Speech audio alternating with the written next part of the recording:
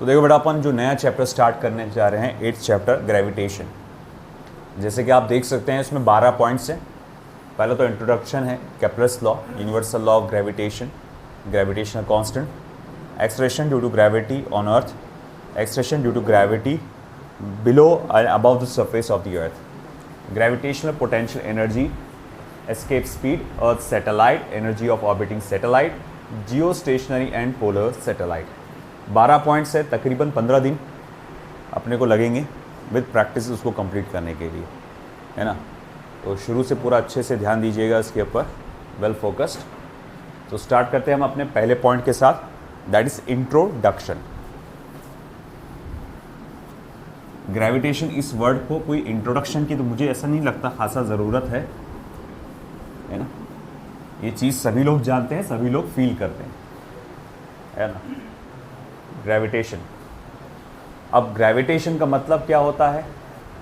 जैसे कि हम लोग ग्रेविटेशन का समझते हैं कि भाई मतलब क्या समझते हैं कि सिर्फ अर्थ, है ना, अर्थ अट्रैक्ट कर रही, और हम कोई भी ऑब्जेक्ट जब भी हम लोग देखते हैं, किसी को अगर मैं ऐसा हवा में छोड़ दूँ तो वो नीचे गिरेगा, है ना। तो बोले किस वजह से? ग्रेविटेशन की वजह से। किसी पहाड़ चढ़ते वक्त बहुत ज़्यादा दिक्कत जाती है, सीढ़ियाँ अगर चढ़ना है अपने को अपार्टमेंट में, है ना, मान लो कि भाई किसी का घर 4th फ्लोर पे और भाई लिफ्ट बंद है, तो सबसे पहला रिएक्शन अरे यार, है ना, मेरे जैसे लोगों को तो खास। तो अब ऐसा है सिचुएशन कि ठीक है, इतना ऊपर चढ़ना पड़ेगा और जाहिर बात है उसमें बहुत ज़्यादा एनर्जी खर्च होगी। क्यों? वंस अगेन आपको मालूम है कि आप अगेंस्ट ग्रेविटेशन ट्रैवल कर रहे हो, जिसके लिए बहुत ज़्यादा एनर्जी खर्च करना पड़ेगी। तो नो डाउट ये सब चीज़ें जो हम लोग जानते हैं कि ये सारा इफेक्ट जो है ग्रेविटेशन की वजह से, मगर ऐसा नहीं है कि ग्रेविटेशन सिर्फ अर्थ पर ही एग्जिस्ट करता है। ग्रेविटेशन तो सब जगह एग्जिस्ट करता है, पूरे स्पेस में एग्जिस्ट करता है। सन और अर्थ के बीच में जो फोर्स है वो भी ग्रेविटेशनल फोर्स है ना। हम लोग कहेंगे इतने जो आसपास जो प्लैनेट्स है हमारे, उनके बीच में भी एक ग्रेविटेशनल फोर्स है। तो हर जगह ये एग्जिस्ट करता है। ये आइडिया ऑफ ग्रेविटेशन अगर देखा जाए तो बहुत पुराना है, मतलब बहुत पहले से आ गया था, लोगों को समझ में आ गया था कि कुछ तो भी ऐसी चीज़ है जिसके कारण ये सब कुछ हो रहा है। तकरीबन 2000 साल पहले टॉलेमी नाम के एक थिंकर थे, बोलना चाहिए, साइंटिस्ट बोलना थोड़ा सा उस वक्त क्या हो जाएगा, गलत हो जाएगा। तो 2000 ईयर्स अगो तो एक टॉलेमी नाम के थिंकर थे, है ना। तो टॉलेमी नाम के जो एक थिंकर थे, उनका सजेशन ये था कि भैया, उन्होंने एक जियोसेंट्रिक थ्योरी दिए थे। जियोसेंट्रिक थ्योरी, जियोसेंट्रिक थ्योरी दिया गया था।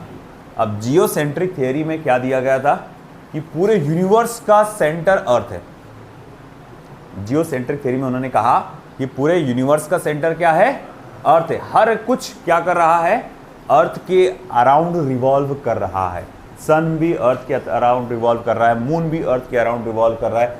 इस तरह का उन्होंने एक स्टेटमेंट दिया था और ये काफ़ी सालों तक चलते आया, है ना। और जैसा कि उस दौरान जो रिलीजन जो वहाँ पर उस वक्त नया तैयार हुआ था, पनप रहा था उस टाइम, जो बढ़ रहा था, तो वो जो रिलीजन ने अपने जो रिलीजियस बुक्स में इस चीज़ को नोट डाउन कर डाला। हालांकि उनके जो ओरिजिनल स्क्रिप्चर्स थे तो उसमें वो चीज़ नहीं था, मगर जब ये टॉलेमी नाम के थिंकर ने ये सजेस्ट किया कि जियोसेंट्रिक थ्योरी, जब सजेस्ट किया कि उन्होंने कहा कि पूरे यूनिवर्स का सेंटर क्या है? अर्थ है, सब कुछ उसके अराउंड घूम रहा। तो एक पर्टिकुलर रिलीजन सेक्ट ने क्या किया, पूरा ये सारी चीज़ों को अपने जो रिलीजियस स्क्रिप्चर में वो लिख के रख दिया कि हाँ भाई भैया, सब कुछ जो है वो उसके अराउंड घूम रहा है ना। अब चलो ठीक है, जियोसेंट्रिक थ्योरी चली। बाकी काफ़ी सालों के बाद अगर हम लोग कहेंगे, अभी अराउंड हम कह सकते हैं 5th सेंचुरी के आसपास, कई सारे लोगों ने, इवन इंडियन साइंटिस्ट आर्यभट्टा ने भी, कई लोगों ने सजेस्ट किया कि यार ये जियोसेंट्रिक थ्योरी जो है वो थोड़ा सा गलत है। फिर उन्होंने एक नया थ्योरी दिया, हेलियोसेंट्रिक थ्योरी। Heliocentric theory. अब हेलियोसेंट्रिक थ्योरी क्या है? हेलियो वर्ड बना है हेलियम से, है ना। हेलियम, जैसे कि आपको मालूम होगा, गैस वैस की बात नहीं कर रहा मैं, है ना। हीलियम गैस आंसर उस पर से वो अलग चीज़ है। हीलियम जो असल में है, ग्रीक जो लोग हैं वो गॉड जैसा असाइन करते थे। ग्रीक लोग जो है कि ये गॉड है, वो गॉड है, ऐसा है, मून को भी एक पर्टिकुलर गॉड का दर्जा, जुपिटर को भी, सबको हर एक गॉड का दर्जा दे के रखे थे उन्होंने। तो सन को भी वो लोग गॉड मानते थे और उसको वो बोलते थे हेलियस करके कुछ तो भी बोलते थे वो जनरली, वो एग्जैक्ट वर्ड याद नहीं आ रहा, हेलियो या हेलियस ऐसा करके कुछ बोलते थे। तो उन्होंने उस पर से नाम रखा उस सन का, उन्होंने नाम उसका हेलियम रखा था, है ना, उन्होंने सन का नाम हेलियम रखा था। और उन्होंने ये बताना चाहा कि सब कुछ हेलियम के अराउंड घूमता है, सब कुछ क्या घूमता है, हेलियम के अराउंड घूमता है। पूरे यूनिवर्स का सेंटर कौन है, हेलियम है, यानी सन है, और सब कुछ उसके अराउंड घूमता है। तो उस वक्त ये आया था हेलियोसेंट्रिक थियरी, है ना। और जैसे एक उन्होंने फिर एक बना लिया कि भाई ठीक है, हाँ ये सूरज के सेंटर में होता है, सब कुछ उसके गोल गोल घूमता है। और फिर अराउंड कुछ काफ़ी सालों बाद, अगर मैं एक एग्जैक्ट ईयर लूँ मैं, अगर ये तकरीबन बात चल रही है 14th सेंचुरी की, नहीं 15th सेंचुरी, 1546, मतलब एक पर्टिकुलर साइंटिस्ट है, उनका नाम है टाइको ब्राहे, क्या नाम है माशाल्लाह, टाइको ब्राहे, है ना। उनका जो, अगर आप बोलेंगे पैदा होने के और मरने के बीच का वक्त अगर बोलेंगे 1546 से लेकर 1601, है ना, तो तब तक के ये एक साइंटिस्ट आते थे टाइको ब्राहे। उन्होंने थोड़ा सा, और उनकी जो पूरी ज़िंदगी जो कहा जाएगा उसमें गुजर गई, एस्ट्रोनॉमी को स्टडी करने में गुजर गई थी। तो उन्होंने और थोड़ा सा डिफाइन किया कि हाँ ठीक है, ये सन जो है एग्जैक्ट सेंटर में होता है, और फिर उसके अतराफ जो कहा जाएगा प्लैनेट्स रिवॉल्व होते हैं, फिर अर्थ के अराउंड वैसे ही मून रिवॉल्व होते हैं। इसको उन्होंने काफ़ी अच्छे से एक्सप्लेन किया। फिर उन्हीं के असिस्टेंट आए थे जिनका नाम था केपलर, ये नाम आपने सुना होगा, है ना, Kepler's law of planetary motion आपने पढ़ा था 9th या 10th में ना, हाँ। तो जो भी है, तो उनके ही असिस्टेंट थे केपलर, जो उन्होंने इन्हीं की स्टडी को आगे कैरी फॉरवर्ड किया, मगर और अच्छे तरीके से और थोड़ा सा एक डिफरेंट पॉइंट ऑफ व्यू से उन्होंने इसको आगे बढ़ाया। उन्होंने कहा कि देखो आप जो बोल रहे हैं सर्कुलर ऑर्बिट, वो असल में ऑर्बिट सर्कुलर नहीं है। उन्होंने कहा ये ऑर्बिट असल में इलिप्टिकल है, और सन जो है एक पर्टिकुलर एक जगह पे होता है, that is called as focus, है ना। तो ये चीज़ को उन्होंने एक्सप्लेन किया। साथ ही में उनके 3 स्टेटमेंट आए थे, जिसको काफ़ी मशहूर तरीके से हम उनको केपलर्स लॉ बोलते हैं, Kepler's law of planetary motion कहते हैं, वेरी फेमस लॉ, है ना। तो हमको उसी लॉ को स्टडी करना है। आपने जो 10th में या जब भी जूनियर क्लासेस में जो आप पढ़ेंगे, उससे थोड़ा अपर लेवल पे स्टडी करना है आपको, ठीक है। तो थोड़ा सा ये इंट्रोडक्शन को जस्ट ऐसे ही नोट डाउन कर ला दो, जैसा मैंने आपको दिया डिपिक्शन, इतना इंपॉर्टेंट तो नहीं है, बट फिर भी नोट डाउन कर लो, एक जर्नी समझ में आने के हिसाब से।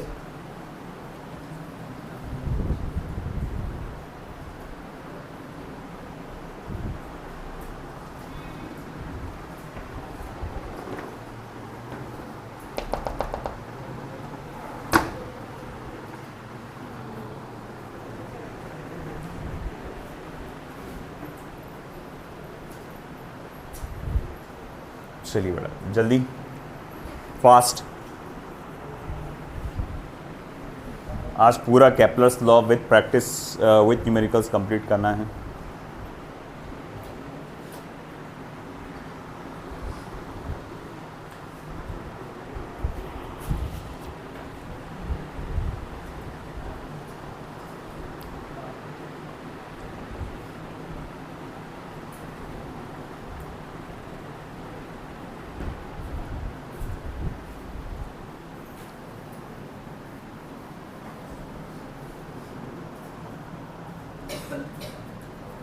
एट 8.2 क्या है हमारा टाइटल, वो केपलर्स लॉस।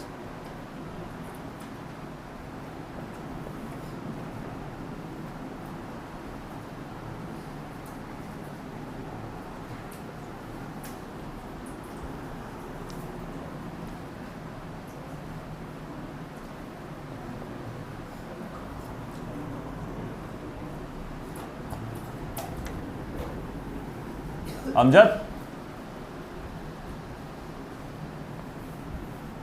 हो गया?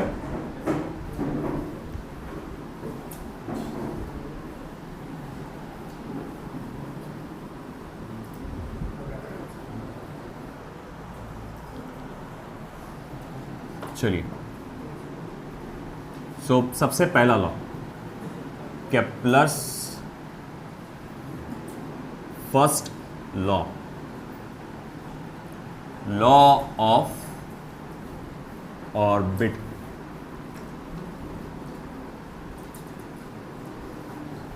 Kepler's first law, law of orbit.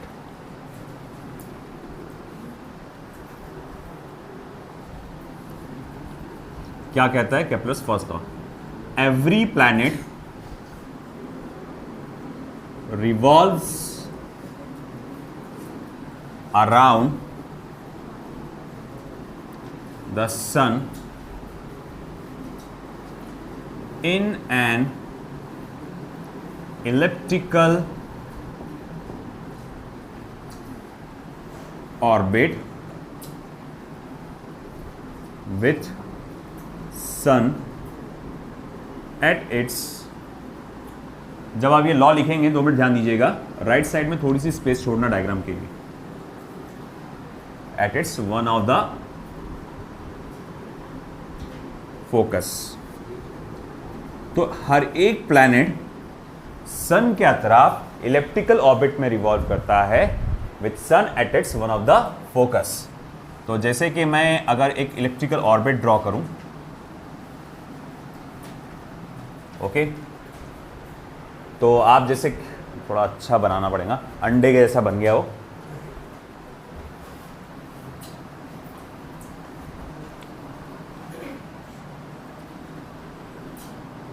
अब कौन सा अच्छा बना, छोड़ो। तो देखो ये जो है स्मॉल ए, इसे हम लोग कहेंगे semi major axis, semi major axis. फिर ये देखो ये स्मॉल बी, ये क्या आएगा, सेमी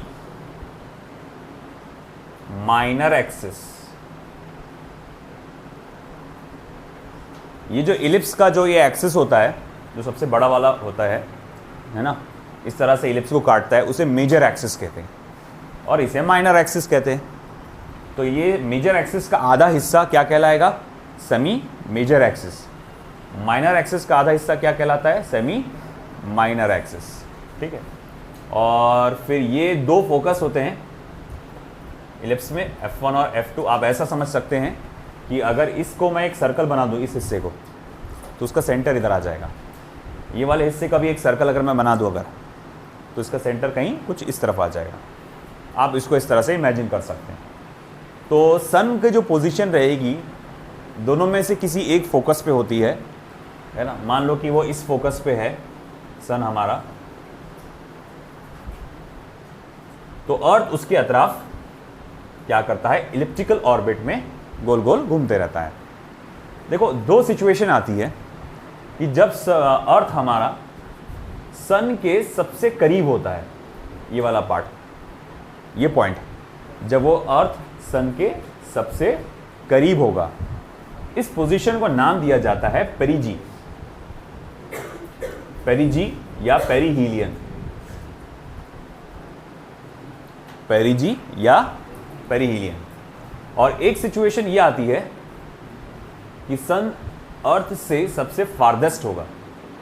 हम लोग बोलते हैं ना सबसे छोटा दिन है ना, कब होता है, दिसंबर होता है ना, 21 एंड 22 दिसंबर, सबसे दूर होता है जब।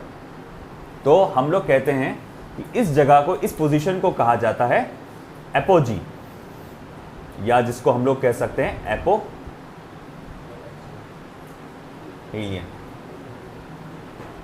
आया समझे? तो जब अर्थ हमारे सन से सबसे नियरेस्ट होगा, पेरिजी, जो कि हम लोग को देखने को मिलेगा आगे जाके गर्मी के मौसम में बहुत जल्द, और बाद में जब वो सबसे दूर होता है, सर्दी का मौसम, सबसे छोटा दिन जिसको हम लोग कहते हैं, तो भैया एपोजी, एपीहीलियन। यहाँ से लेकर यहाँ तक का डिस्टेंस जो होता है सन से, ये जो पेरिजी का डिस्टेंस होता है, चलो एपोजी है ना, सॉरी नहीं ये पेरिजी है, तो इसको आरपी से इंडिकेट कर देंगे। और यहाँ से लेकर यहाँ तक का डिस्टेंस जो है, इसे आर ए से इंडिकेट कर देंगे। तो मैं इसे ऐसा लिख सकता हूँ, आरपी क्या है, पेरिजी डिस्टेंस है,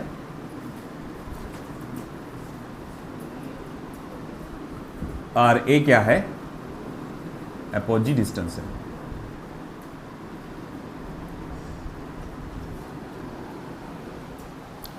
आया समझ में ये सारी बातें? तो ये तो हो गया इलिप्टिकल ऑर्बिट को हम लोग ने समझा भी कि सन का जो ऑर्बिट होता है वो कैसा होता है, इलिप्टिकल होता है। फॉर सन की पोजीशन क्या होती है, वो सेंटर में नहीं होता, वो एक फोकस पे होता है। दूसरा फिर हम लोग ने ये भी देखा कि चलो ठीक है वो डिस्टेंस आप देखो, जब नियरेस्ट होगा अर्थ हमारे सन के तो उसको क्या कहेंगे, पेरिजी, और जब फारदेस्ट होगा तो उसको हम लोग क्या कहेंगे, एपोजी, है ना। Semi major axis, semi minor axis क्या होता है वो सब हम लोग ने देख लिया। चलिए अब जाते हैं केपलर के सेकंड लॉ की तरफ। जैसे कि केपलर का फर्स्ट लॉ को नाम दिया गया था लॉ ऑफ ऑर्बिट, क्योंकि वो ऑर्बिट के बारे में बताता है, इसका ऑर्बिट कैसा आएगा। अब इसी तरह से हम केपलर के सेकंड लॉ की तरफ बढ़ेंगे, इसको कहा जाएगा लॉ ऑफ एरिया।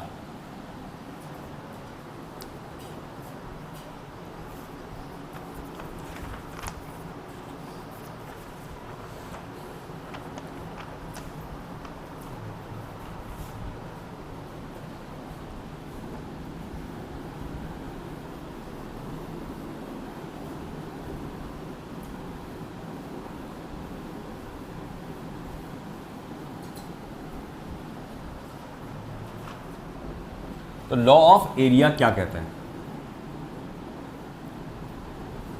पोजीशन या लाइन बोल सकते हैं, line drawn from sun to planet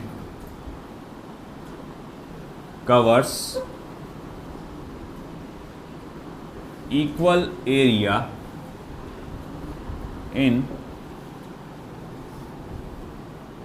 equal interval of time. Line drawn from sun to planet covers equal area in equal interval of time. ये डायग्राम हो गया आपका, ठीक है, बना लीजिए।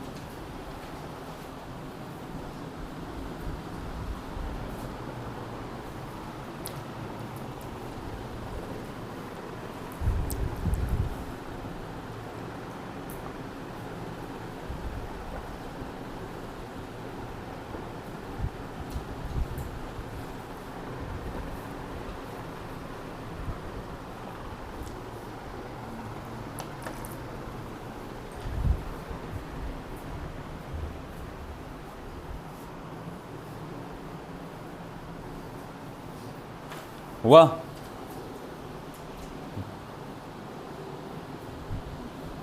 चलो इधर देखता हूँ ट्राई करके।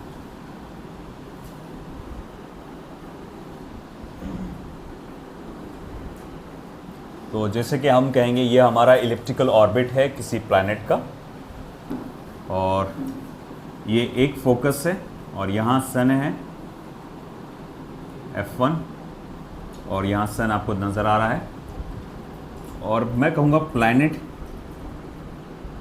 ए से बी पर गया है, ए पोजीशन से बी पोजीशन पे गया है।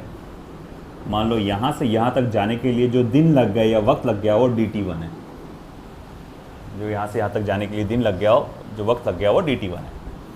और ये जो उस दौरान ये जो लाइन मैंने बनाया था जो सन को प्लैनेट से कनेक्ट करता है, एक स्ट्रेट लाइन मैंने खींचा, और ये देखो ये यहाँ से यहाँ था, फिर ये लाइन भी यहाँ से यहाँ आ गई, तो मैं कहूँगा इस लाइन ने कितना एरिया कवर करी, तो इतना।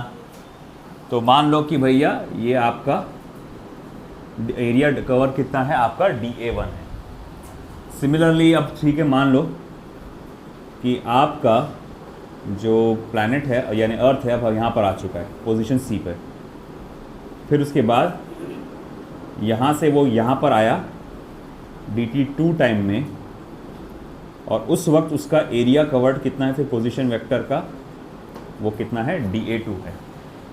तो वो ये कहना चाहता है कि अगर dt1 is equals to dt2, तब मैं ये कह सकता हूँ कि dA1 is also equals to dA2। dA1 is also equals to dA2, है ना। तो मतलब ऐसा है कि अगर वक्त सेम रहा तो एरिया कवर्ड भी कैसा रहेगा, सेम रहेगा। तो अगर मैं बोलूँगा पर यूनिट टाइम, हर एक सेकंड बोलो या एवरी डे पकड़ के चलो, हर एक दिन में जो एरिया कवर्ड रहेगा वो कैसा रहेगा, सेम सेम रहेगा। तो अगर ऐसी बात है कि हर एक दिन में एरिया कवर्ड सेम रहेगा तो मैं इसको ये लिख सकता हूँ, देयरफॉर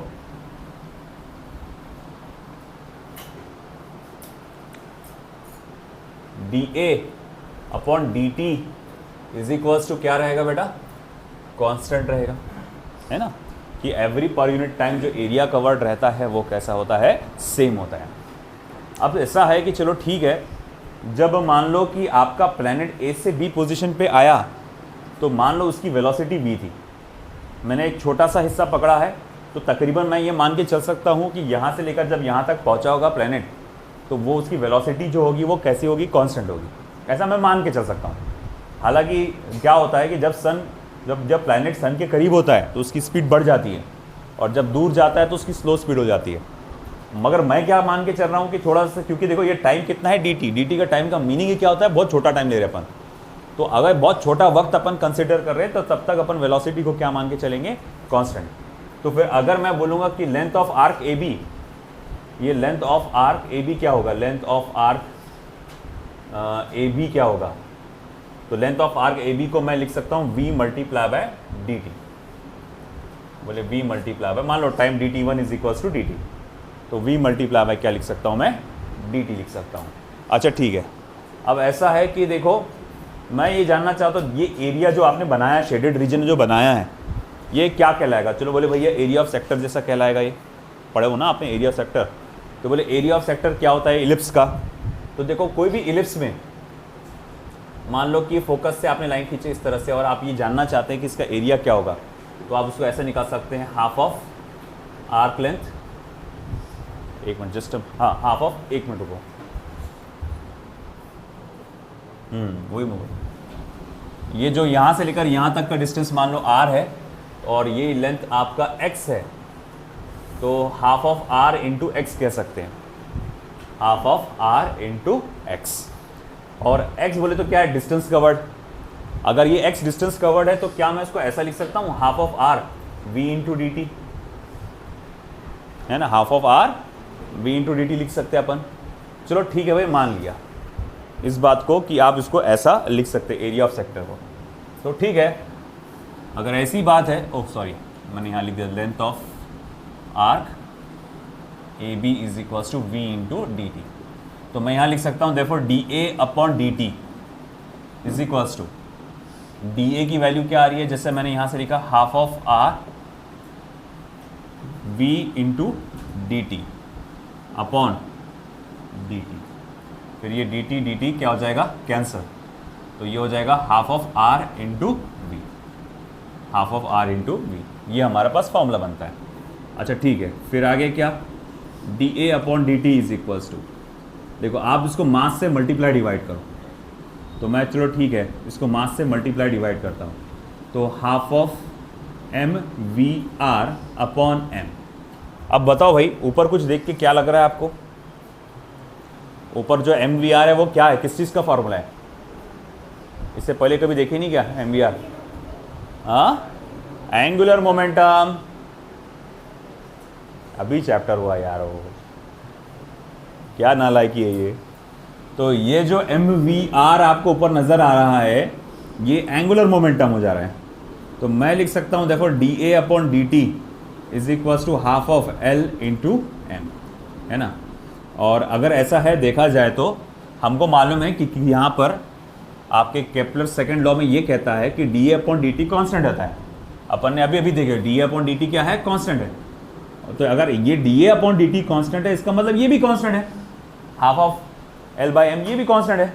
एम क्या इंडिकेट कर रहा है यहाँ पर, मास ऑफ प्लैनेट, प्लैनेट का मास बदलते रहता क्या, आपने अर्थ का मास बदल रहा है क्या हर रोज, नहीं, अर्थ का मास तो कैसा है, कांस्टेंट है।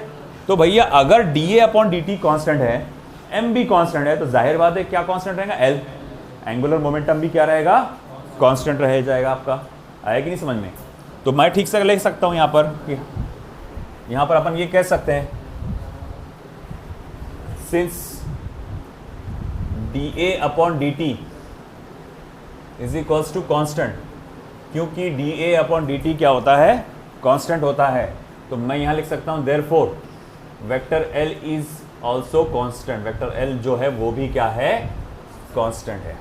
ओके, और अगर वेक्टर एल कॉन्स्टेंट है तो मैं यहां लिख सकता हूं therefore M V one R one, M V one R one is equals to M V two R two, है ना, एंगुलर मोमेंटम। कोई भी दो पोजीशन का अगर आप एंगुलर मोमेंटम पकड़ोगे, कोई भी दो पोजीशन का एंगुलर मोमेंटम जब आप पकड़ोगे तो वो कैसा आएगा, सेम आएगा, है ना।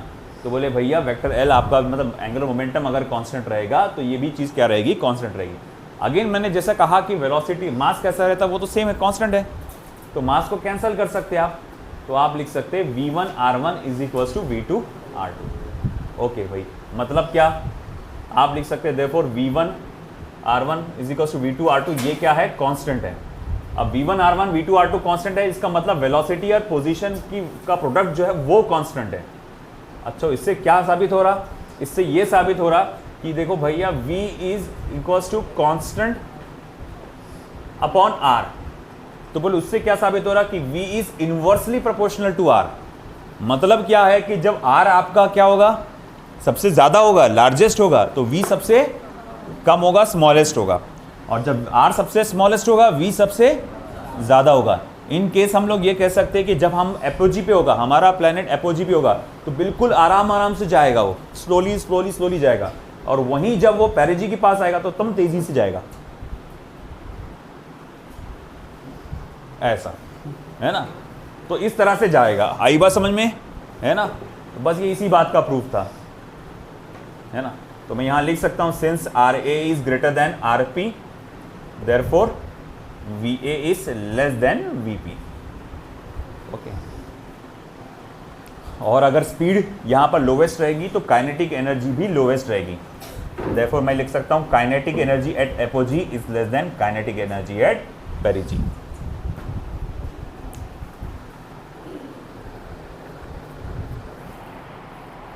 लिख लो फटाफट।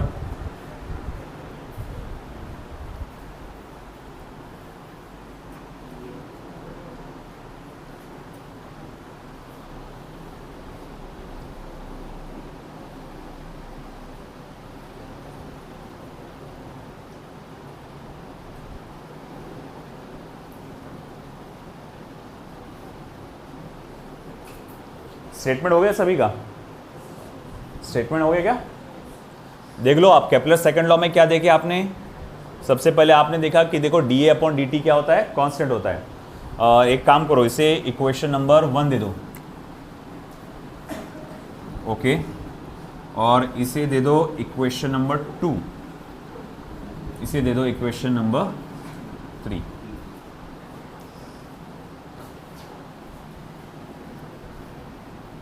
अरे अभी हुआ नहीं केपलर सेकंड लॉ का, ठीक है चलो कोई बात नहीं।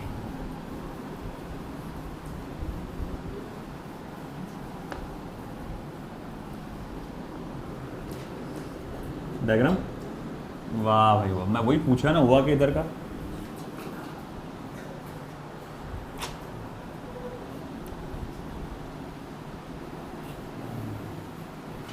From equation 1 Kepler's law can also be stated as, तो इक्वेशन नंबर 1 से केपलर्स लॉ को एक और तरह से रिस्टेट कर सकते हैं, द एरियल वेलोसिटी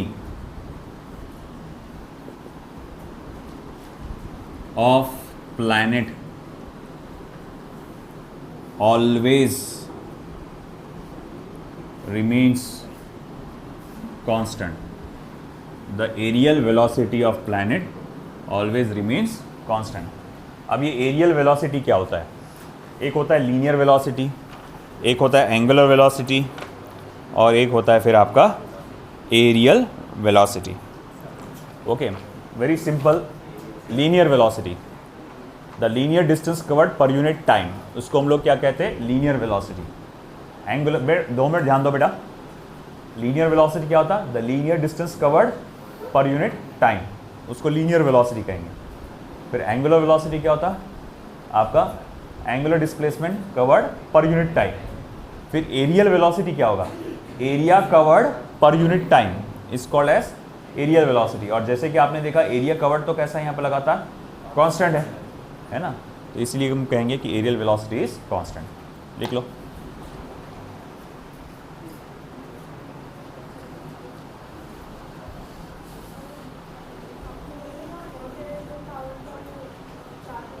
अभी बेटा ग्रेविटेशन चल रहा था, वो बाद में लास्ट में डिस्कस करेंगे, है ना। वो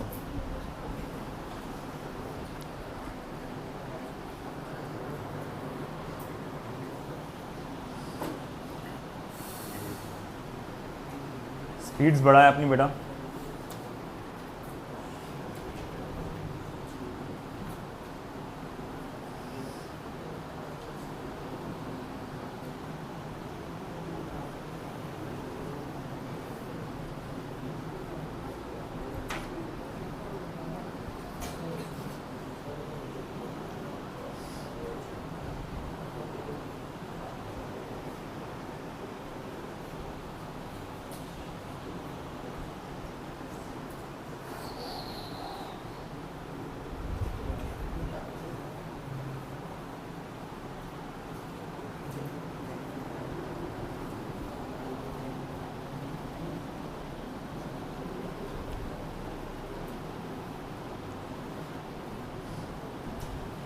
हुआ सबको रिप्रेजेंट कर रहा है क्या?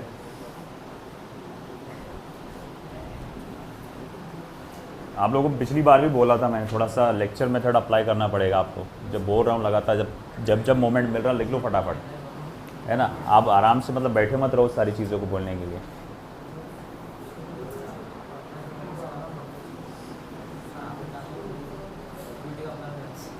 ये बात भी सही है, मिटा दो बोले अपने आप अप्लाई हो जाता।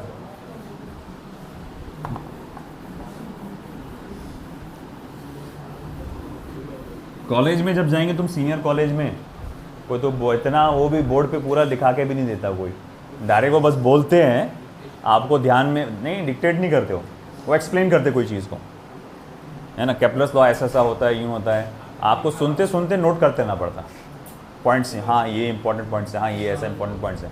वो नहीं कि भाई आपको अलग से नोट्स देंगे, अलग से लिखा के देंगे, बेटा ये क्वेश्चन ऐसा लिखना है, ऐसा कुछ नहीं है। वो एक टॉपिक रहेगा, उसको एक्सप्लेन करेंगे तुमको उसी वक्त, वो जब बोल रहे हैं वो जैसा भी, वो तो पूरा लिखते नहीं बैठते, वो डायग्राम बनाते सर, है ना। डायग्राम बना के एक्सप्लेन करेंगे, तुमको उसी वक्त नोट डाउन करना रहता फटाफट। तो ये नहीं रहता कि आप बोर्ड पे लिखेंगे फिर इंतज़ार करेंगे बेटा हुआ क्या, नहीं वहाँ नहीं रहता वो। तो ये है हैबिट डालना पड़ेगी, वो स्कूल में होता है, और अब आप वो कॉलेज और स्कूल के बीच में आ गए अब, तो आपको ये चीज़ें सीखना पड़ेगी।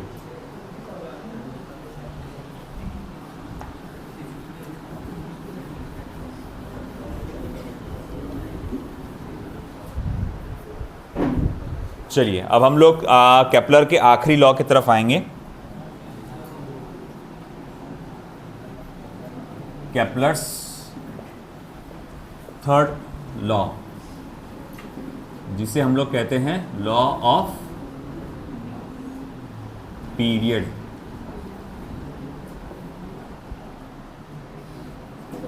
Kepler's third law,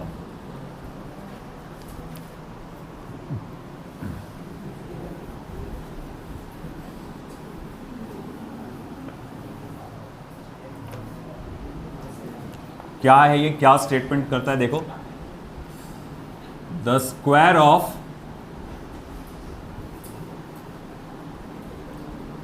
period of revolution, the square of period of revolution of any planet around the sun, the square of period of revolution of any planet around the sun is equal to cube of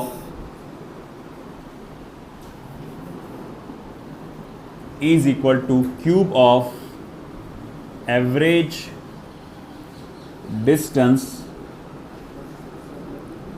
of planet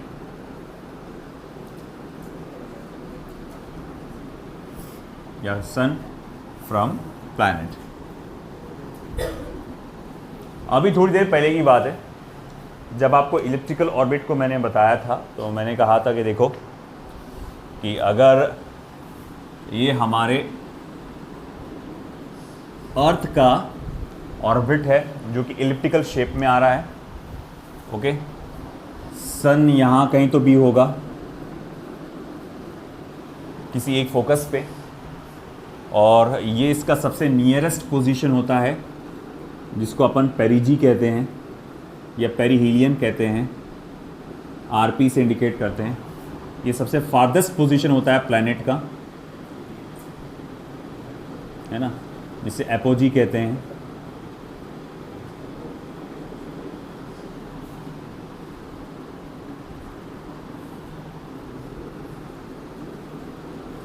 और यहाँ से लेकर यहाँ तक का distance क्या कहलाता है, आर ए। अगर मैं इसका एवरेज डिस्टेंस निकालता हूँ तो एवरेज डिस्टेंस जो निकलेगा आपके सन का प्लैनेट से वो रहेगा R A plus R P divided by 2। ये एवरेज निकलेगा। मैक्सिमम कितना है, आर ए है, मिनिमम कितना है, आर पी है, तो फिर एवरेज क्या रहेगा, मैक्सिमम प्लस मिनिमम के बीच का डिवाइडेड बाय 2। तो भाई ऐसा है कि ठीक है, अकॉर्डिंग टू द स्टेटमेंट फिर क्या कहता है, the square of period of revolution is directly proportional to R cube, या जिसको आप ऐसा भी कह सकते हैं T square is directly proportional to R A plus R P by 2 का होल क्यूब। कई किताबों में सेमी मेजर एक्सिस कहा गया है, वो थोड़ा सा गलत हो जाता है, मगर फिर भी वो ऐसा है कि आर की जो वैल्यू होती है वो अप्रॉक्सीमेशन में सेमी मेजर एक्सिस के आसपास आती है, तो इसीलिए कुछ किताबों में T square is directly proportional to semi major axis का क्यूब बोल देते हैं। बट अब आप इस लेवल पे जब पढ़ रहे हैं तो उसमें मत जाइए, है ना, तो आप बोलेंगे इसको कि एवरेज डिस्टेंस का क्यूब होता है। लिख लो।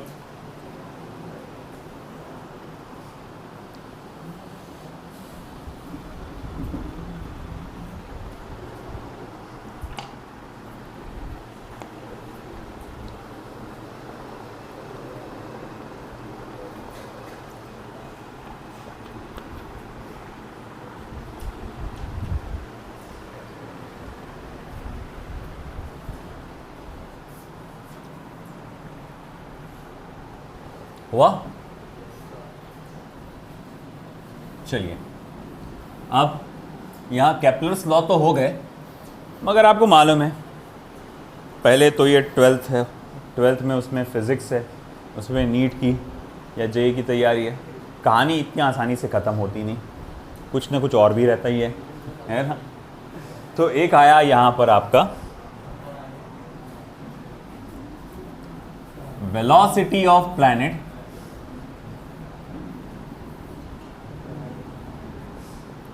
in terms of eccentricity, velocity of planet in terms of eccentricity। अब सवाल उठा कि ये eccentricity क्या है। सॉरी हाँ, ये क्यूब रहेगा।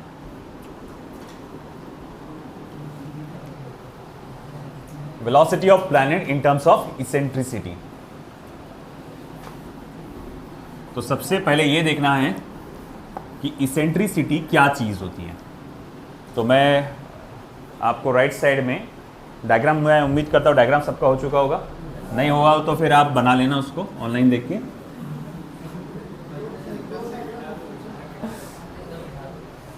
एक मिनट रुकूंगा बस मैं, बढ़ाओ स्पीड।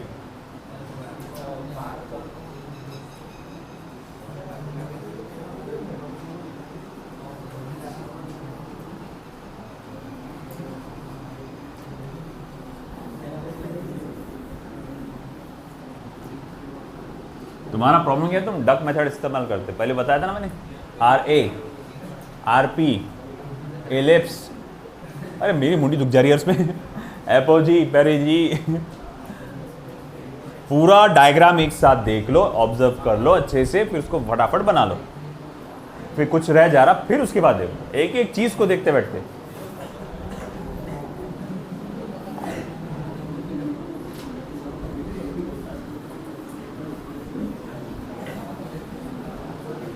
चलो ध्यान दो,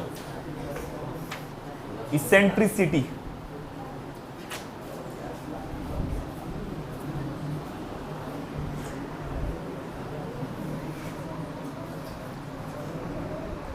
इस साइड में अपन नोट बॉक्स बना के लिखेंगे सारी चीजें।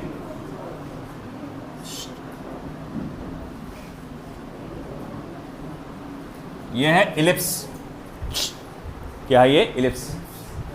यह है इसका सेमी मेजर एक्सिस, यह है आपका सेमी माइनर एक्सिस। गौर से देखो इधर, semi major axis, semi minor axis, ये है सेंटर ऑफ इलिप्स, और ये है आपका फोकस। मान लो कोई एक फोकस है, फोकस और सेंटर ऑफ इलिप्स के बीच में का जो डिस्टेंस है, इसे हम लोग सी से रिप्रेजेंट करते हैं।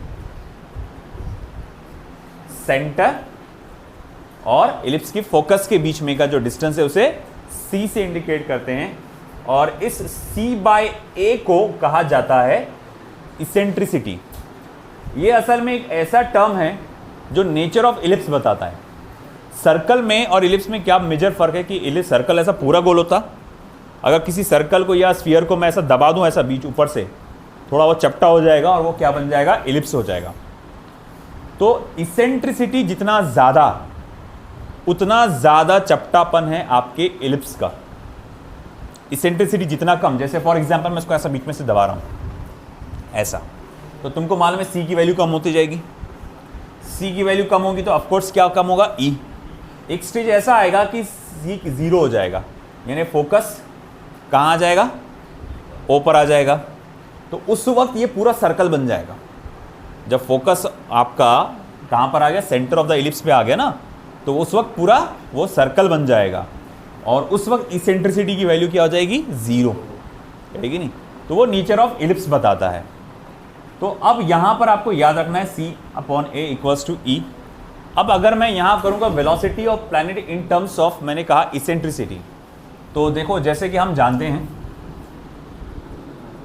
यहाँ से लेकर यहाँ तक का डिस्टेंस क्या कहलाता है? RP, और यहाँ से लेकर यहाँ तक का डिस्टेंस क्या कहलाता है? RA। तो आपको नहीं लगता कि RP को मैं A माइनस सी कह सकता हूं?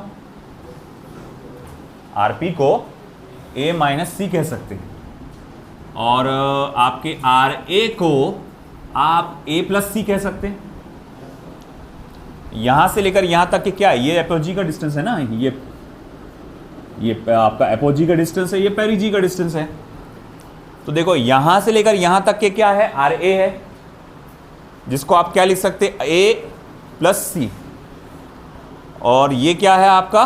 RP है, जिसको आप कह सकते हैं कि ये तो A है ना, सेमी मेजर एक्सिस, तो ये भी H होगा। तो A में से आप C को माइनस करो तो क्या बच जाएगा? RP बच जाएगा। तो बोले हाँ है भाई, ये तो लिख सकता हूं मैं।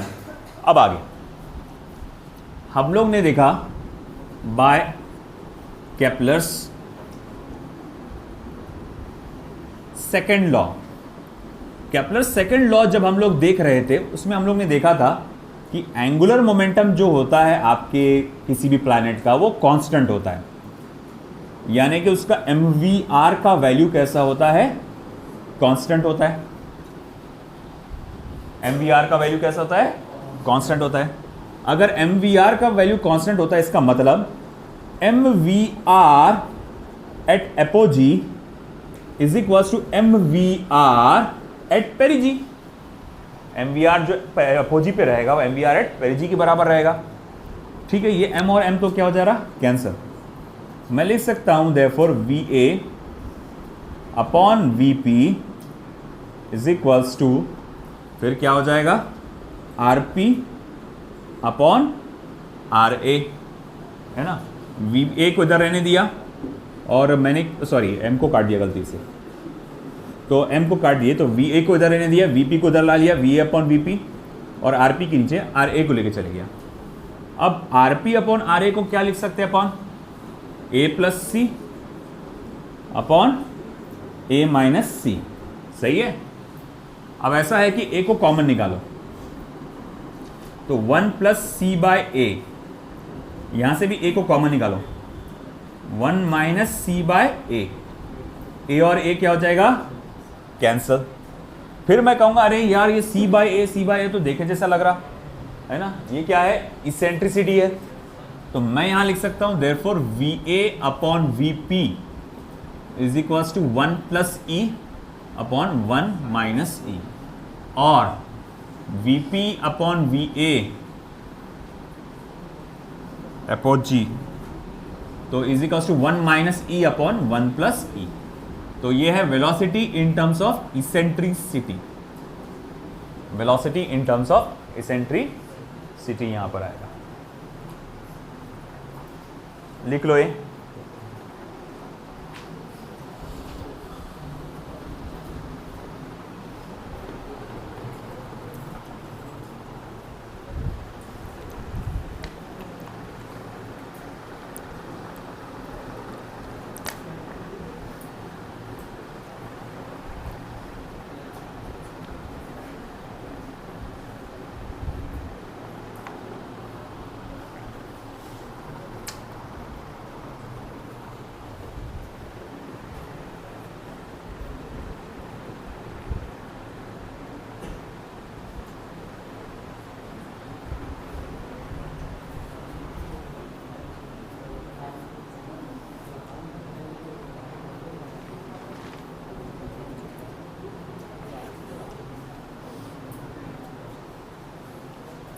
फिलहाल हाँ, वीपी की वैल्यू उल्टा कर दिया क्या मैंने, आरपी ए माइनस सी और ये ए प्लस सी, हाँ उल्टा हो गया ये, आरपी होना ए माइनस सी, ये ए प्लस सी, माइनस प्लस माइनस प्लस, फिर ये प्लस हो जाएगा और ये माइनस हो जाएगा। एग्जैक्ट ऐसी कुछ याद है तुमको, देखे थे तुमने कब, कोलिजन में, वहाँ पर मगर वो ई अलग था, है ना, वो वहाँ पर v1 upon v2 is equals to 1 minus v2 upon v1 is equals to 1 minus E upon 1 plus E करके आया था। वहाँ पर ई क्या था, हाँ कोएफिशिएंट ऑफ रेस्टिट्यूशन, ये तो बोल देंगे वहाँ पर इसेंट्रिसिटी।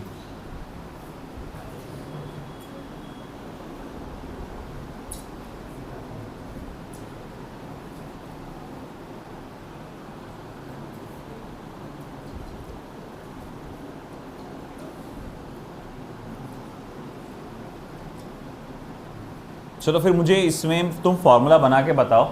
देखो ये वेलोसिटी का रेशियो है एट पेरिजी एंड एपोजी। तुम मुझे इसमें फॉर्मूला बना के दिखाओ सिर्फ इसेंट्रिसिटी का, E इक्वल्स टू आना चाहिए, और उस राइट साइड में वी ए वी पी जो भी है और आर ए आर पी भी चलेगा, बना के दिखाओ।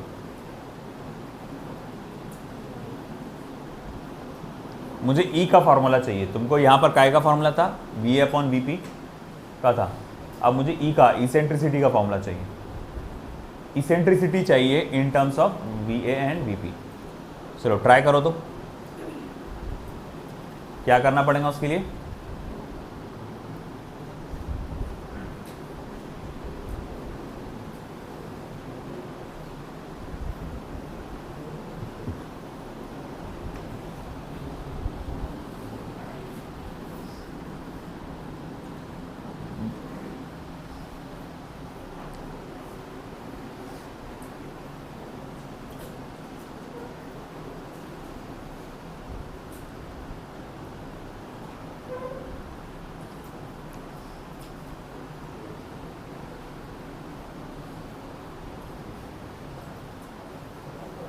हुआ, आया किसी का? अपने को इसेंट्रिसिटी का फॉर्मूला चाहिए।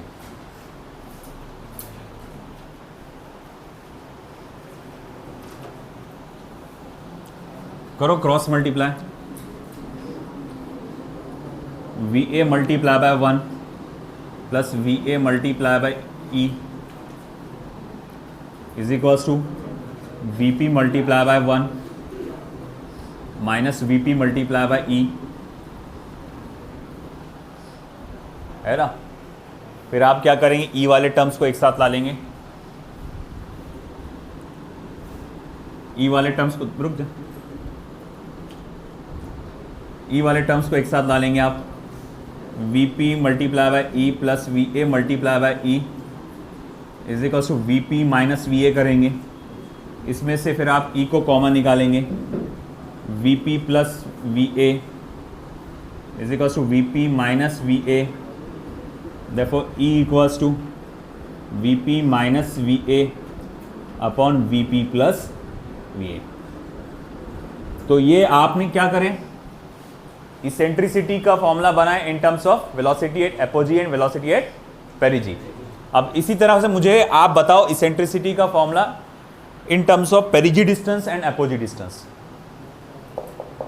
जैसे तुमने ई की वैल्यू वी और वीपी और वीए में निकाले ना, तो वैसे ही मुझे ई का फॉर्मूला तुम आरपी और आरए में निकाले दिखाओ। चलो मैं तुमको 2 मिनट दे रहा हूं, जब तक सॉल्व करो इसको, मैं आया 1 मिनट में। चाहिए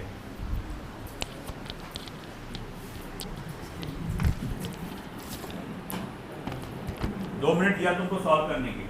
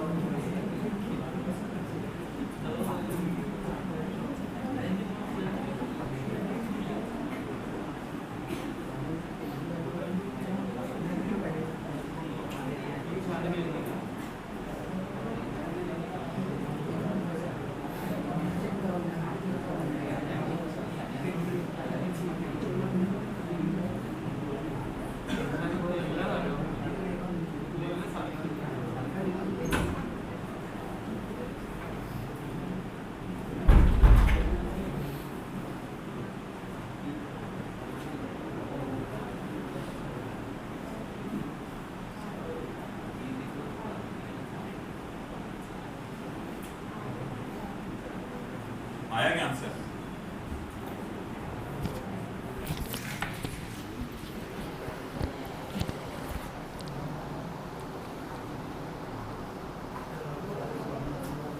देखो, अगर V A upon V P 1 minus E upon 1 plus E था, तो आप R P upon R A को भी लिख सकते हैं 1 minus E upon 1 plus E, है ना।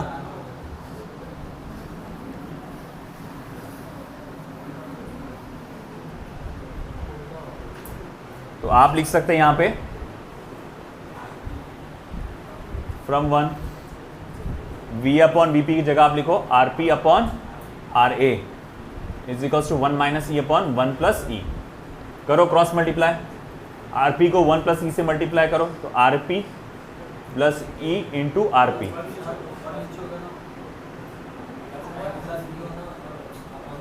अरे अभी तो करेक्ट किया ना अपन ने, V A upon V P R P upon R A. हाँ तो ऊपर आर पी आएगा ना,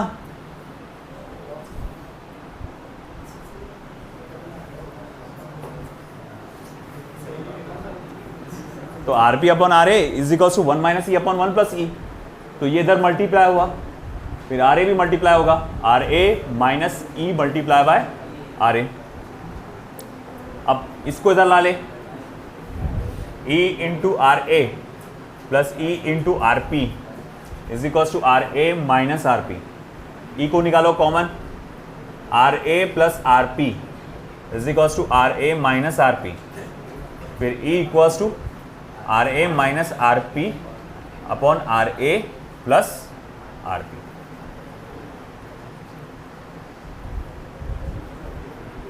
So this is the value of eccentricity in terms of apogee distance and perigee distance. apogee distance और perigee distance के terms में लिखो।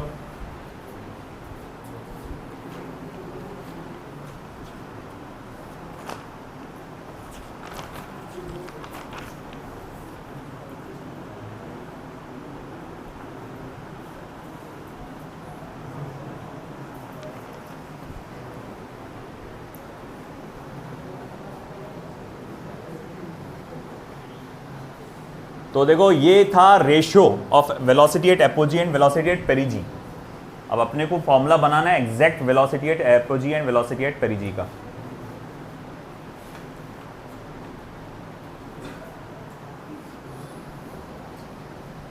इधर का हो गया ना सभी का?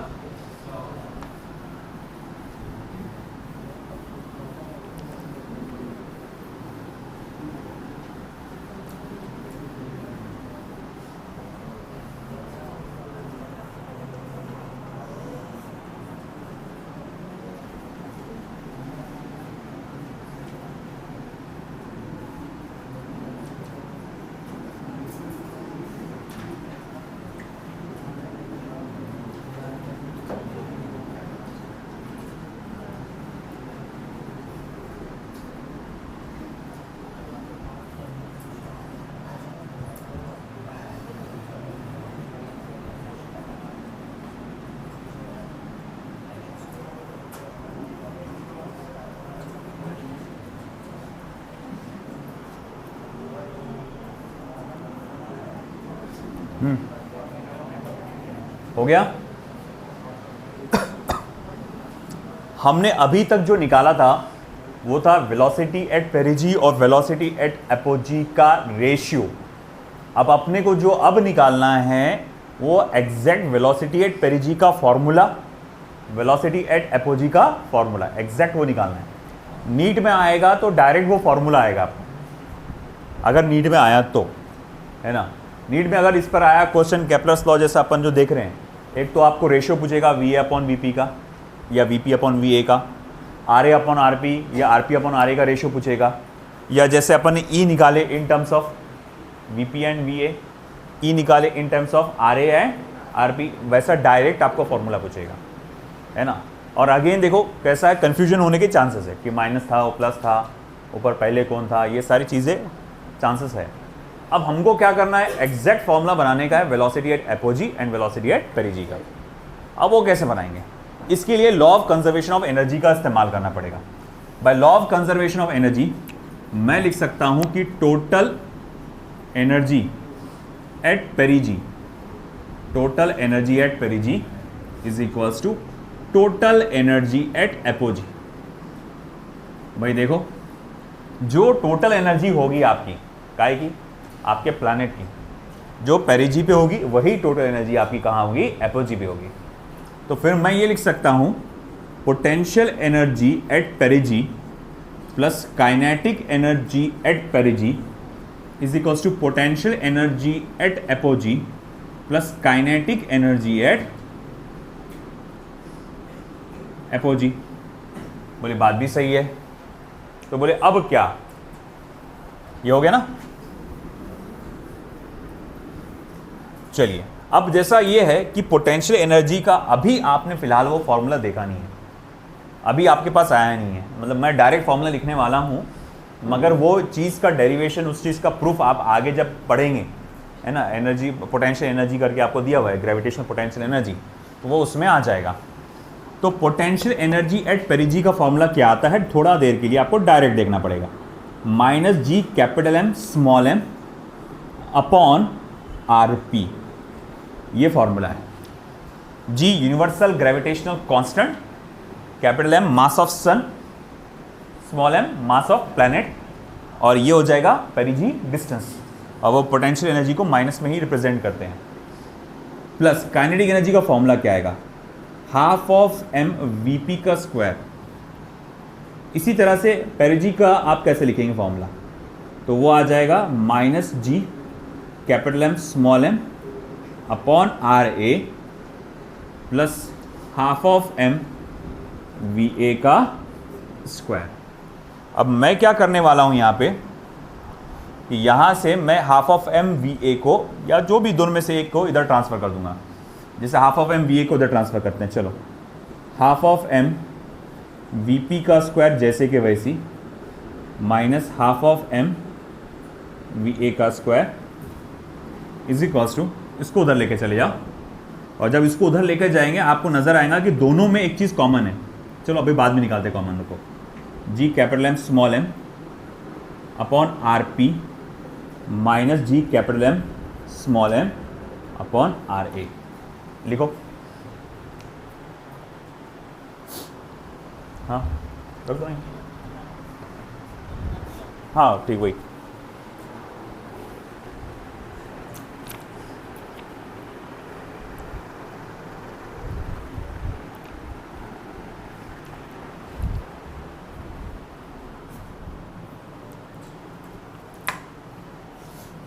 ठीक।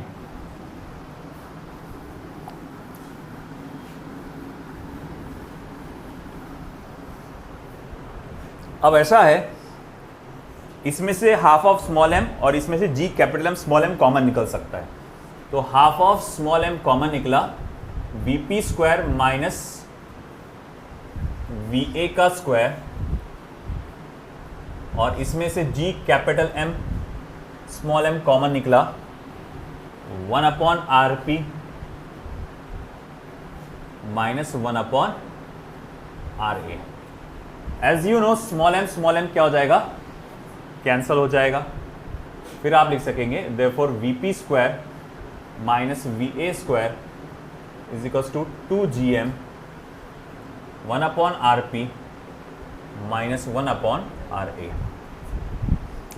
लिखिए आप। हाँ क्या बोल रहे हैं? पेपर चेक कराना है।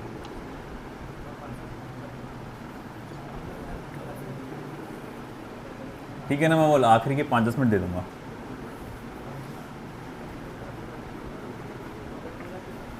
हाँ 10:15 तक क्या थे ना सर? सॉरी। हाँ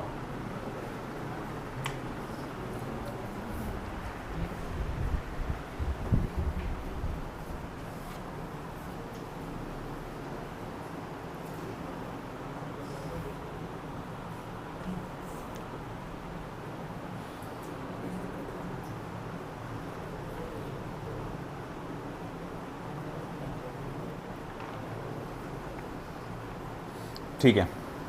देखो फिर आगे, सिंस आप जानते हैं Vp upon V A is equals to R A upon R P होता है, ये आपको मालूम है ना। ये अभी थोड़ी देर पहले हम लोग ने देखे थे कि एंगुलर मोमेंटम को इक्वेट करने से अपन ये फॉर्मूला बना सकते हैं। तो इसका ऐसा है कि अगर मैं वी ए को इधर ट्रांसफर कर दूं तो Vp को आप ऐसा लिख सकते हैं R A upon R P into V A, है ना। अगर मैं वी ए को उधर ट्रांसफर कर दूं तो अब एक काम करो कि अगर वीपी अपॉन वी ए या वीपी को आप ऐसा लिख सकते हैं तो इस वीपी स्क्वायर की जगह वो वाली वैल्यू डाल दो। तो जब मैं वीपी स्क्वायर की जगह वो वाली वैल्यू डालूंगा तो आप लिखेंगे देयरफॉर वी ए का स्क्वायर, फिर बाद में आर ए का स्क्वायर अपॉन आर पी का स्क्वायर माइनस वी ए का square is equals to twice G M, okay, 1 upon R P minus 1 upon R A, 1 upon R P minus 1 upon R A. ठीक है। अब इसमें से we A का square common निकालो। देखो वी ए का स्क्वायर कॉमन निकला, बचा क्या, आर ए का स्क्वायर अपॉन आर पी का स्क्वायर माइनस 1, और यहाँ क्या बच गया, twice G capital M 1 upon R P minus 1 upon R ए।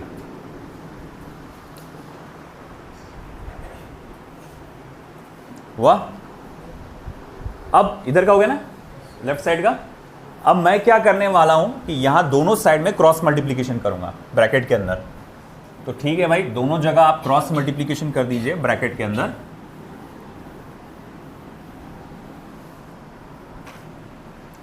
तो आप लिखेंगे देयरफॉर वी ए का square is equals to, sorry not equals to, multiplied by R A का स्क्वायर माइनस आर पी का स्क्वायर अपॉन आर पी का square is equals to twice G M. Okay, फिर again उसको भी cross multiply करो, R A minus R P upon R A into R P, R A minus R P upon R A into R P.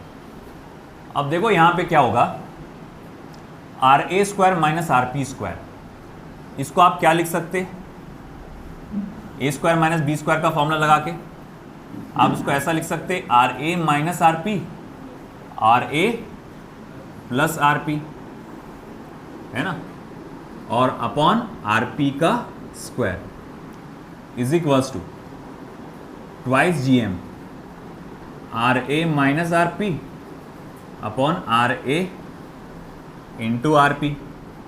देखो ये वाला part cut गया, ये वाला पार्ट कट गया, आर पी कट गया और ये आर पी का स्क्वायर कट गया। फिर आगे क्या होगा, आप वी ए को छोड़कर बाकी सब को उधर ट्रांसफर करेंगे।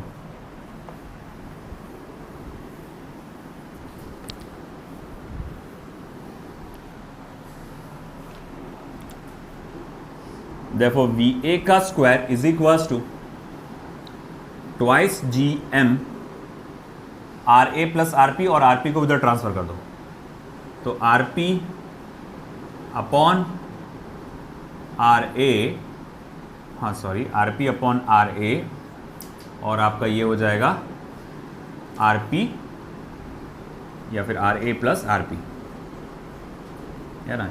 तो मैंने क्या किया, वी ए स्क्वायर को रहने दिया, आर पी को उधर भेजा, तो वो R P upon R A इधर आ जाएगा ऐसा, upon R P plus R A. अब अपन ने R P upon R A का रेशियो देखे थे अभी थोड़ी देर पहले, क्या था देखो बताओ, आर पी अपॉन आर ए कितना था, 1 minus E upon 1 plus E, है ना। तो अब मैं अगर कहूँगा अच्छा ठीक है देख, आगे जब मैं ये वैल्यू को लिखूंगा तो V A square is equals to twice G M R A plus R P को मैं ट्वाइस ऑफ ए लिख सकता हूँ, और इसे लिखूंगा मैं 1 माइनस ई अपॉन 1 प्लस ई। अब आप पूछ रहे होंगे सर ये तो समझ में आ गया कि R P upon R A 1 minus E upon 1 plus A आता है, ये ट्वाइस ए कैसे हो गया। अरे बेटा ये इलिप्स का अपन ने देखे थे ना, ये इलिप्टिकल पाथ है हमारे सन का, है ना। ये आपका जो कहा जाएगा सन का पोजीशन था, यहाँ से लेकर यहाँ तक का डिस्टेंस क्या कहला रहा था, डिस्टेंस ऑफ एपोजी, और यहाँ से लेकर यहाँ तक का क्या कहला रहा था, distance of पेरिजी।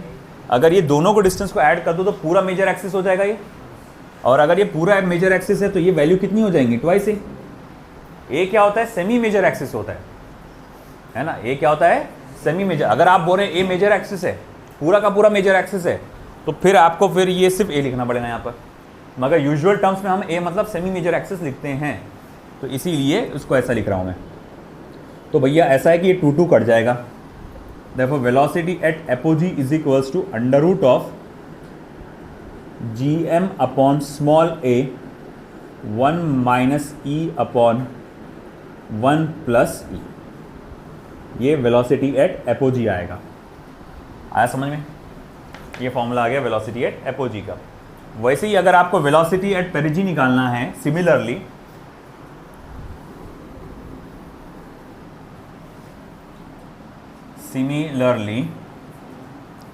Velocity at perigee क्या आएगा, under root of G M upon small A 1 plus E upon 1 minus E. Okay, कुछ किताबों में आपको ये जी एम के साथ 2 नज़र आएगा, कुछ किताबों में, है ना, कन्फ्यूजन हो सकता है आपको, ये कैपिटल जीएम के साथ यहाँ पर 2 नजर आएगा, 2 GM अपॉन ए आ जाएगा, तो वहां पर A stands for complete major axis, A stands for complete major axis, ये बात याद रखना। और अगर मैं ए को सेमी मेजर एक्सिस मान के चल रहा हूँ तो मैं यहाँ ट्वाइस ए लिखा था, तो वो 2 क्या हो गया था, कैंसिल हो गया था, तो फॉर्मूला ऐसा बनेगा, है ना। तो अगर जब भी क्वेश्चन पूछा जाए तो अगर उसमें बोलता है कि ए इज मेजर एक्सिस, तो यहाँ 2 आना चाहिए, और अगर ए सेमी मेजर एक्सिस बोलेगा तो फिर under root of G M upon A आएगा।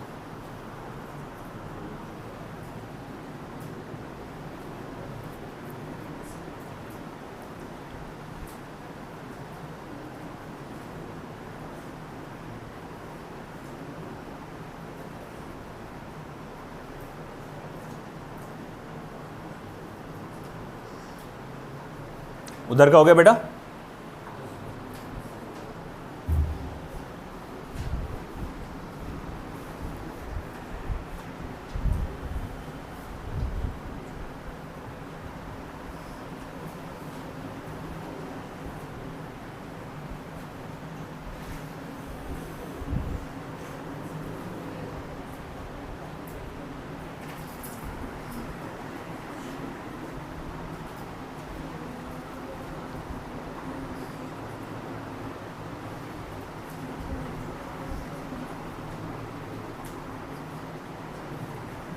हुआ?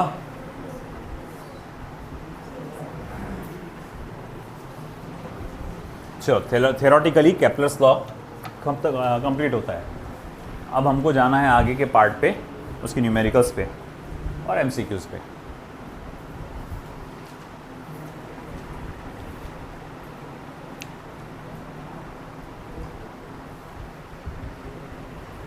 ऊपर का हो गया?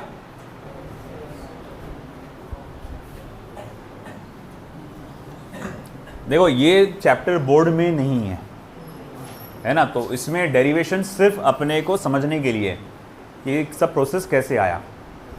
अल्टीमेटली आपका जो फॉर्मूला है उस पर ज़्यादा ध्यान देना है आपको।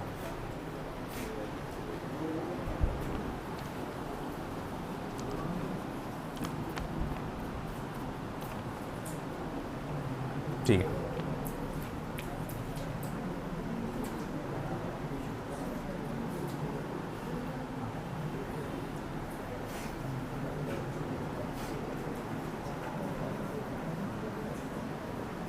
in planetary motion the aerial velocity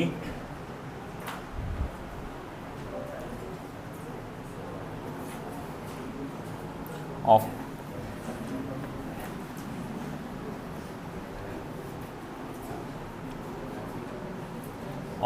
position vector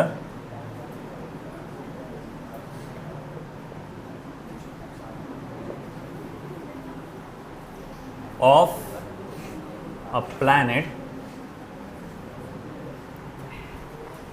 depends on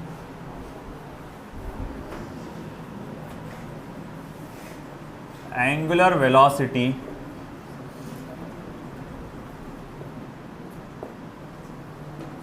omega and the distance of the planet from sun is r.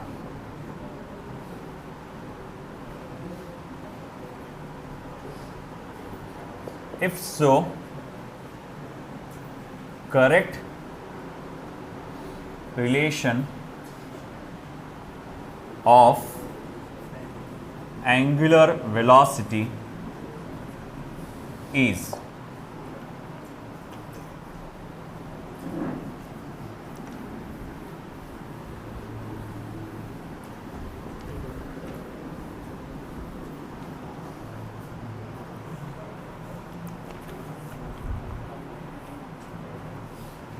first option dA upon dt directly proportional to omega r.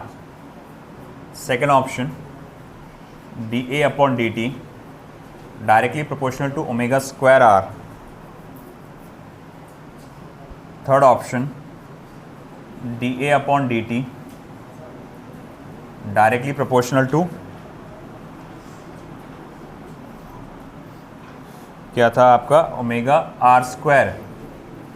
And the last option D A upon D T directly proportional to under root of omega R. तो ये angle areal velocity का relation आपको omega के साथ चाहिए. तो देखो इधर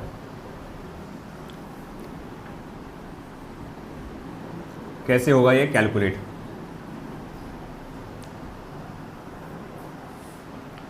अभी अभी आपने केपलर का सेकंड लॉ देखा. केपलर सेकंड लॉ में आपने क्या देखा? केपलर सेकंड लॉ में हम लोग ने ये देखे कि D A upon D T is equals to L upon twice M, है ना, एल अपॉन ट्वाइस एम, जहां पर एल क्या होता है? Angular momentum. अगर मैं एल को एक्सपांड करूं इन एम वी आर, तो आप उसको ऐसा लिख सकते हैं, ये कैंसिल हो जाएगा। अब v को क्या लिखा जा सकता है? r into omega. ये रिलेशन मालूम है linear velocity and angular velocity के बीच में।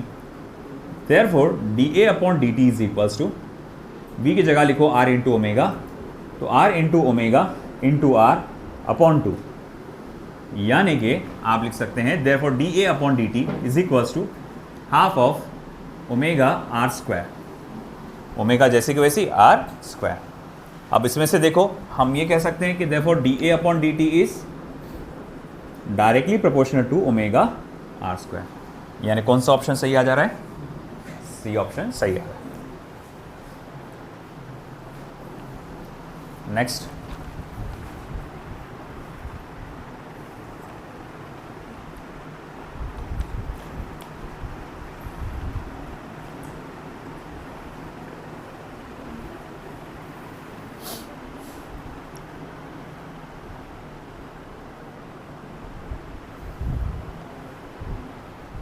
एक बहुत आसान सा क्वेश्चन। अ प्लैनेट मूव्स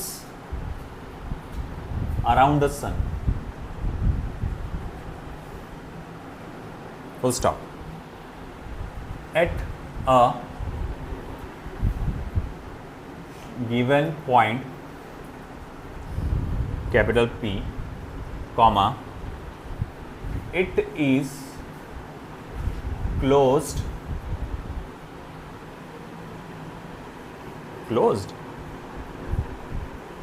क्या ग्रामर है, from the sun at a distance d1 and has a speed v1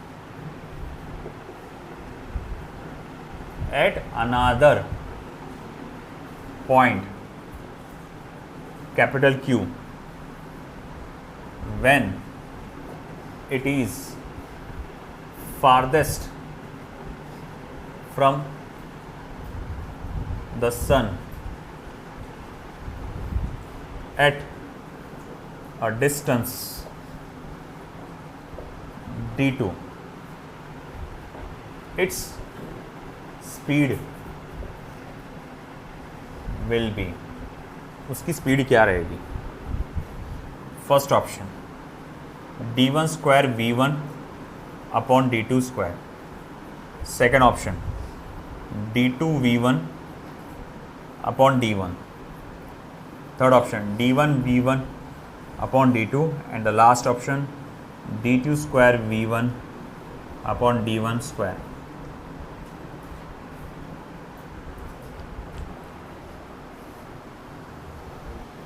देखो, तो ये सिचुएशन दी गई है आपको। एक प्लैनेट है जो सन के अतराफ घूम रहा है, किसी पॉइंट P पर है वो, और जब वो पॉइंट P पे होता है तो वो सबसे नज़दीक होता है सन के, है ना, और उस वक्त जो डिस्टेंस होता है वो d1 होता है। ओके, ठीक है, मान लिया। And has a speed v1, और उसकी स्पीड जो है v1 होती है। जब वो पॉइंट Q पे होता है तो वो सबसे दूर होता है, यानी एपोजी होगा ये। तो हम लोग कहेंगे कि भैया उस वक्त उसका डिस्टेंस d2 होगा, तो स्पीड क्या होगा वो पता लगाओ। कितना आसान है, आपको एंगुलर मोमेंटम को इक्वेट करना है। तो मैं बोलूँगा सॉल्यूशन में जाऊँगा, है ना, by second law, Kepler's second law, क्योंकि सेकंड लॉ में ही प्रूफ हुआ था ना कि एंगुलर मोमेंटम कांस्टेंट होता है करके। तो L1 इज इक्वल्स टू क्या हो जाएगा? L2। तो m v1 r1 is equals to m v2 r2, m और m क्या हो जा रहा? कैंसर। तो v2 इज इक्वल्स टू क्या हो जाएगा फिर? v1 r1 upon r2। अच्छा, अपने को डिस्टेंस d में लिखना है ना, sorry, that is equals to v1 d1 upon d2। तो v1 d1 अपॉन d2 कौन सा ऑप्शन आ रहा? C option.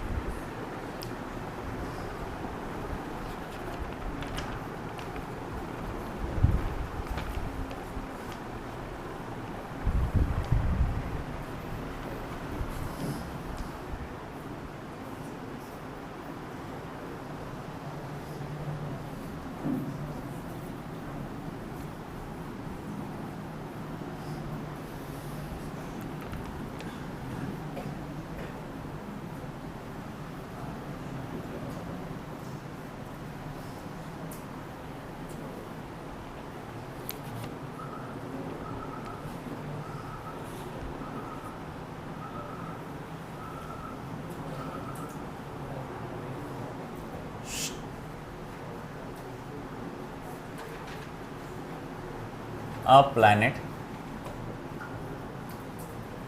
moving around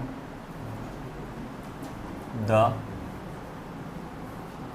sun sweeps area A1 in 2 days.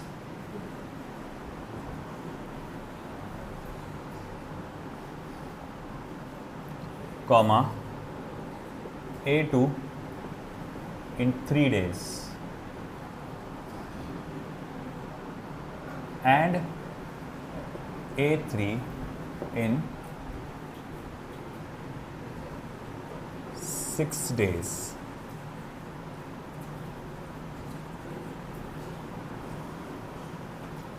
First stop. Then relation between A1 comma A2 and A3 is first option 3A1 is equals to 2A2 is equals to A3,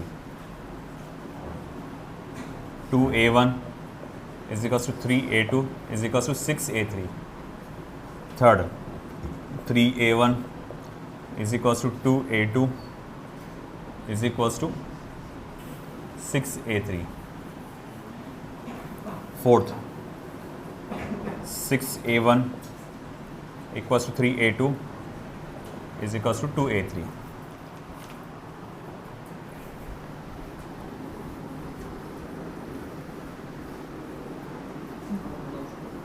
कौन सा बेटा? Third. देखते हैं अपन। अच्छा देखो, मुझे बताओ सबसे पहले पहला एरिया कितना है A1 और उसके लिए टाइम कितना लग गया? 2 दिन, है ना? इधर ध्यान दे। दूसरा एरिया कितना है A2, टाइम कितना लग गया? 3 दिन।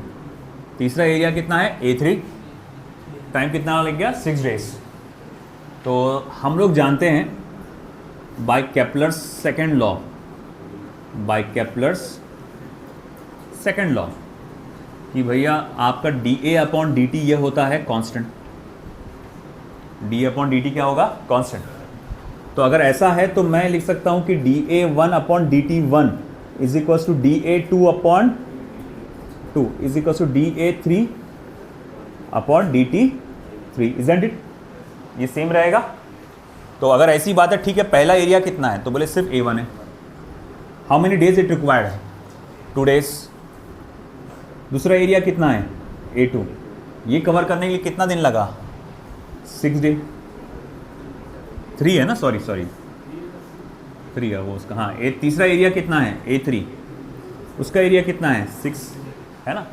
अब मेरे को डिनोमिनेटर को हटाना है, तो कोई एक ऐसे नंबर से मल्टीप्लाई करूंगा जिससे दोनों भी डिवाइड हो सकते हैं या कैंसिल हो सकते हैं। तो 6 से कर दो आप, पूरी इक्वेशन को 6 से मल्टीप्लाई करो आप। तो जब आप 6 से मल्टीप्लाई करोगे, देखो 6A1 upon 2, 6A2 upon 3, 6A3 upon 6, 6/2 कितना हो जाएगा? 3A1। 6/3 कितना हो जाएगा? 2A2 और ये A3, है ना? तो कौन सा ऑप्शन सही आ रहा है बेटा? First option.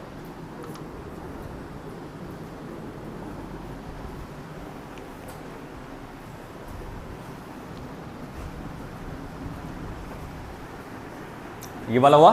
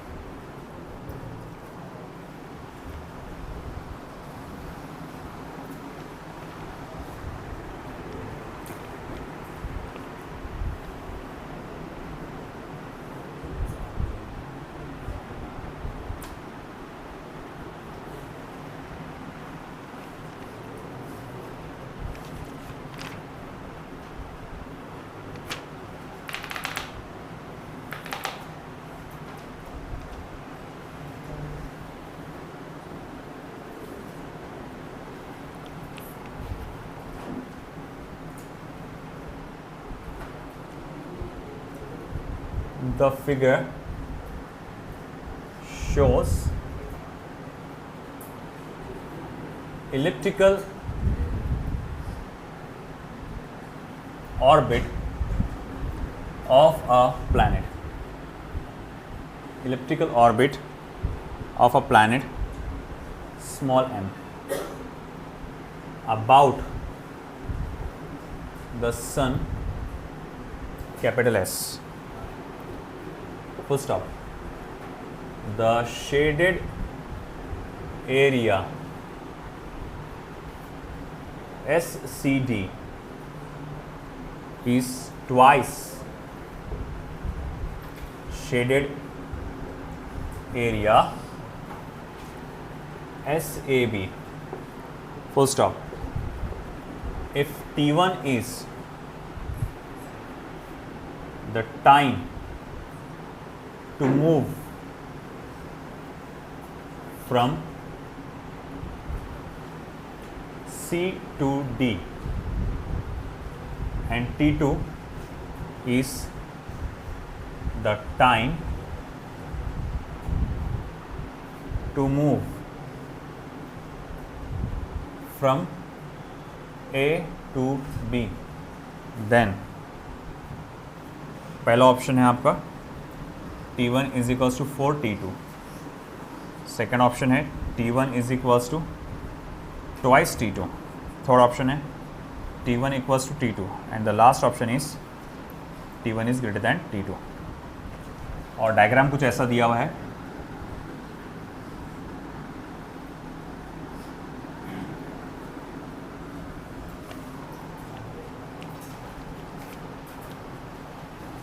यहाँ सेंटर में है सन, position A, position B, position C, position D, इस तरह से. और प्लैनेट कुछ इस तरफ जा रहा है. वो प्लैनेट का मास m है. क्या लगता है क्या आंसर रहेगा इसका? सोचिए आप जब तक. इधर का हो चुका है.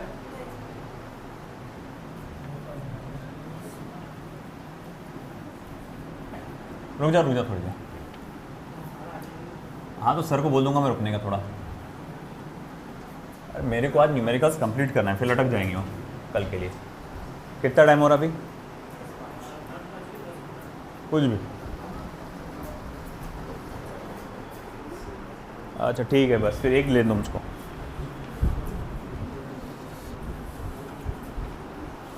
ठीक है, जान दो यार. तो मैं टाइम के से बाइंडिंग डाल दिए. इसका थोड़ा न्यूमेरिकल्स आगे लेंगे अपन, ये कंप्लीट कर देते हैं पहले. बाकी रिमेनिंग न्यूमेरिकल्स कल लेके अपन यूनिवर्सल ग्रेविटेशन वाला आगे बढ़ाएंगे. तो figure shows elliptical orbit of a planet of M around the sun. तो मैं अगर ये वाला फॉर्मूला इस्तेमाल करूँ, dA upon dt is equals to constant, तो मैं लिख सकता हूँ कि dA1 upon dA2, sorry dt2, dt1 और dA2 अपॉन dt2, ये सेम हो जाएगा. तो मान लो कि आप जब कहाँ से कहाँ गए थे, SAB मतलब ये एरिया को A1 पकड़ के चलो और इस एरिया को A2 पकड़ के चलो. तो उसने क्या बोला है कि the shaded area SCD is twice the shaded area SAB. The shaded area SCD जो है, ये वाला dA2 जो है, ये डबल है शेडेड एरिया dA1 से, ट्वाइस है उससे. अच्छा, दूसरा उसने फिर बोला है कि अगर dt1 का टाइम t1 था तो dt2 का रिलेशन क्या आएगा. Very easy.